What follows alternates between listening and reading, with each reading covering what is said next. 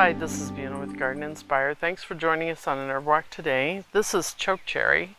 Chokecherry has leaves and bark much like a sweet cherry or pie cherry that you might have growing in your yard.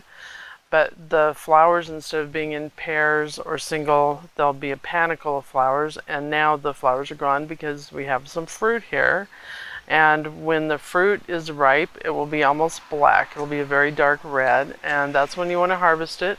You want to eat just the fruit, don't eat the pits, so you can steam them and then make them into syrup, juice, jelly, things like that. Make sure that it's something where you're adding sugar because they're called chokecherry for a reason. You need sweetener with them.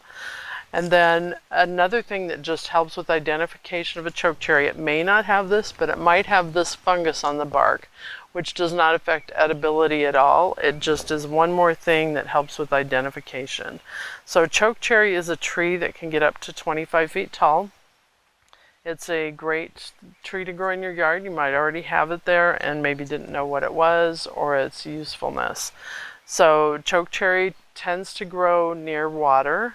It may not be near water, but that's typically where it is, and that's where we are right now, is near a creek. So again, that's chokecherry, a great edible and medicinal plant. Thank you for joining us today at Garden Inspire on our herb walk. And remember, if you go to gardeninspire.com, you can check out my card deck and see about getting that to help you with idea of plants in the wild. And if you like this video, give us a thumbs up and click subscribe below. Thank you.